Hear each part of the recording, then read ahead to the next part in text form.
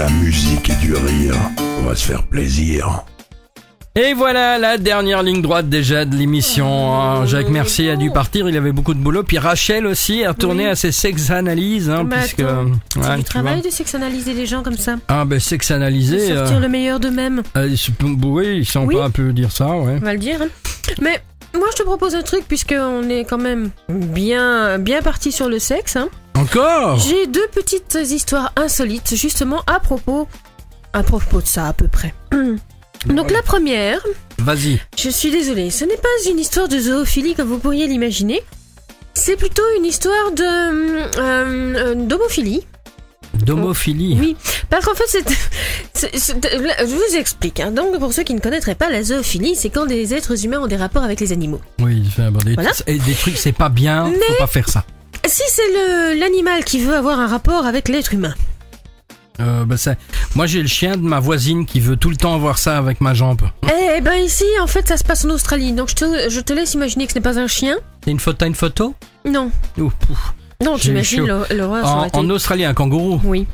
Un kangourou qui a provoqué beaucoup de plaintes en Australie parce que l'animal, un tout petit chouïa en rut, est manifestement seul dans la vie.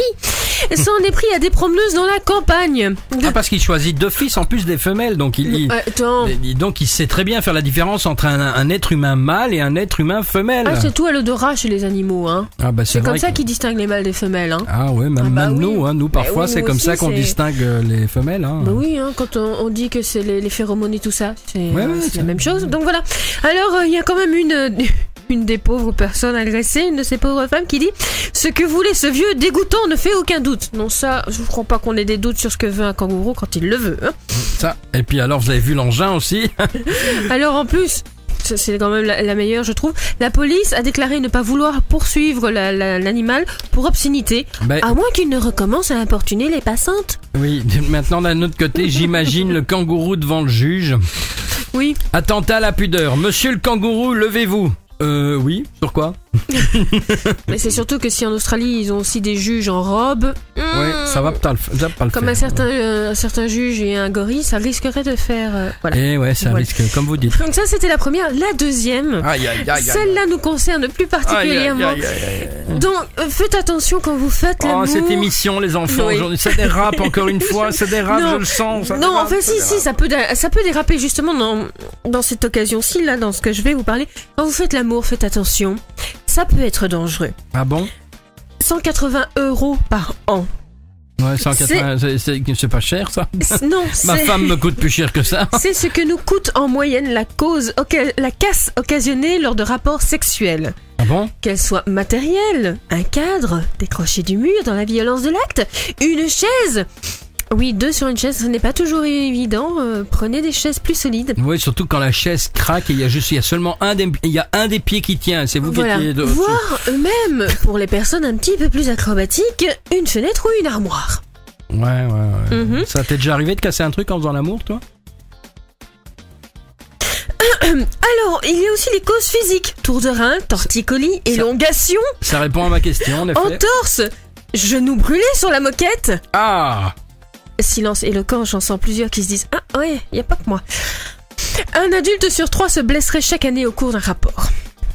On vous l'a jamais assez dit, mais la moquette, c'est hyper dangereux. Jamais sans la moquette. Moi, un jour, j'étais en train de... Carrelage, ça fait mal aussi, d'ailleurs. Moi, j'étais occupé à faire ça avec une copine et tout, et c'était dans un divan. Pourquoi il précise toujours une copine? Parce que c'était une copine, c'est pas un copain. Et puis, il faisait le divan et tout, et c'était comique, parce qu'en fait, le divan faisait le tour du salon, en fait, en avançant et tout. C'était assez rigolo. Donc, c'était drôle. À chaque petit coup, pouf, on avançait de 5 cm. C'était des petits coups aussi, hein, donc. Oui, c'est ça quand tu fais avec les moyens du bord. Enfin, par chance, à un moment, il y avait le mur, donc ça arrêtait d'arrêter parce que... Vous avez compris maintenant pourquoi il y a des murs autour des divans. Non, mais j'étais fatigué à la force, hein. Il fallait aller mais t'avais pas pensé aller si loin. Bon, enfin...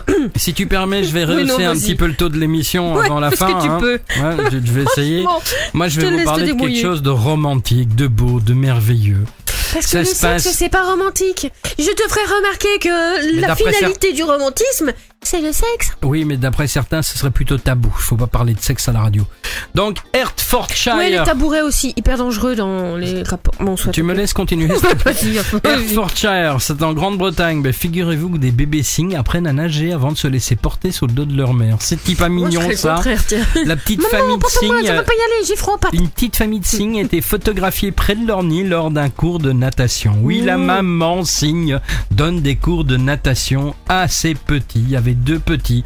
Alors ces derniers sont tout d'abord derrière elle, puis grimpent rapidement sur son dos afin de se laisser porter pour rentrer au nid. Les petits cygnes restent en général proches de leurs parents pendant les 2 premières années de leur vie, comme quoi que ça dure longtemps, afin d'apprendre à nager correctement ou encore de connaître par contre les routes de migration, etc. Ce n'est que par la suite qu'ils choisissent un partenaire et qu'ils quittent le confort familial pour fonder leur propre famille. Ah non, leur faire tac-tac avec d'autres demoiselles cygnes. Attends, mais faut comprendre aussi les petits cygnes, maman est tellement belle. Mais oui, c'est vrai. Il reste avec. Mais non, mais en fait, moi, ce que je trouve ça fabuleux, c'est que tu vois, tu es vraiment la maman qui prend la peine de montrer, on voit ça sur l'image ici, elle prend la peine de montrer au bébé cygne comment est-ce qu'il doit faire pour nager, parce que quand il naît, le bébé cygne, il sait pas nager. Parce que les mamans humaines, elles prennent pas cette peine-là, elles balancent le moutard à la flotte et vas-y, démerde-toi. Ah mais t'as jamais vu ça, les nouvelles techniques maintenant que les... Je te jure, les nouvelles techniques... Je crois que j'ai déconné, j'aurais pas dû lui poser la question. Moi j'ai un jour vu un truc qui m'a révolté, c'est une nouvelle technique pour apprendre à nager aux enfants. Tu balances bébé. On prend le gamin de 3 ans, on les dans l'eau, vas-y, démerde-toi. Et puis bon, évidemment, quand on voit qu'il coule, alors on plonge pour aller le rechercher. Selon la technique, de toute façon, il est resté 9 mois dans du liquide, il va s'en souvenir. Ouais, pas tout de moi suite. Je peux te dire que... Enfin, moi ça va, on m'a pas traumatisé, mais j'ai des copains qui, eux, ça les a traumatisés. On a fait ça avec eux, et ben plus jamais ils ont été à la flotte après. Déjà, même pour se laver, maman, le bain il doit pas être trop rempli. Non, mais je veux être sûr et certain que si je me couche, je sais pas me noyer. Un fond, je veux toujours avoir fesses. Voilà, et quand ils sont sous la douche... bah oui, dans le bain. Bah tout de suite ils ferment la bouche, ils auraient peur de se noyer quoi. Non mais c'est vrai, c'est des techniques ridicules que je sais pas qui a inventé, mais on y va doucement, c'est tout. On invente toujours des techniques de... Enfin, on renouvelle les techniques ridicules avec les marmots. C'est comme moi, on voulait absolument me faire plonger d'un plongeoir de 15 mètres, mais j'aimais pas ça. Ah bah je te crois. Alors quand j'étais en haut, on me disait plonge, je disais va te faire foutre. Puis comme j'étais en haut, il savait pas m'attraper, donc... Allez, c'est la fin de l'émission, il va falloir se dire au revoir. Allez, on va se dire au revoir. Je vais juste te soumettre encore une petite réplique de cinéma. On va voir si tu trouves de quel film c'est tiré. Un film français. Qui c'est qui fait la cuisine chez vous? La cuisinière. Et le ménage? La femme de ménage. Et l'amour? Ma maîtresse. Et c'est tiré du film. C'est un film de Luc Besson avec Christophe Lambert et Isabelle Adjani. Subway, voilà. Tu étais presque. Allez, voilà, c'était juste pour une fois encore vous parler d'amour.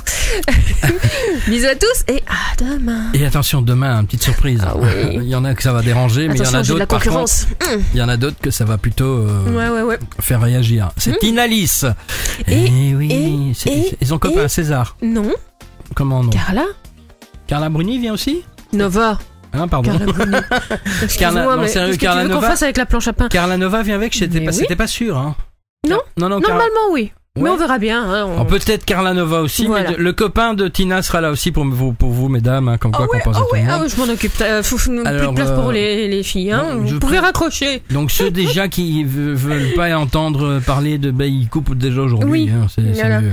Allez, pourtant, salut. Ils ont plein de bonnes techniques. Donc, on leur explique des trucs qui pourraient être utiles. Ça peut servir. Allez, bisous quand même. Salut, à demain. Si on se faisait plaisir. Oh oui.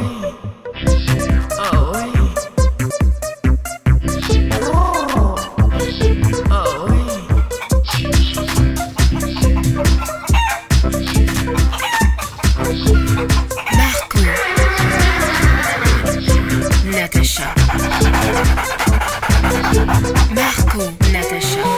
Every day with Mark and Natasha, you make me pleasure. Pleasure. Bon, ça va. Arrête.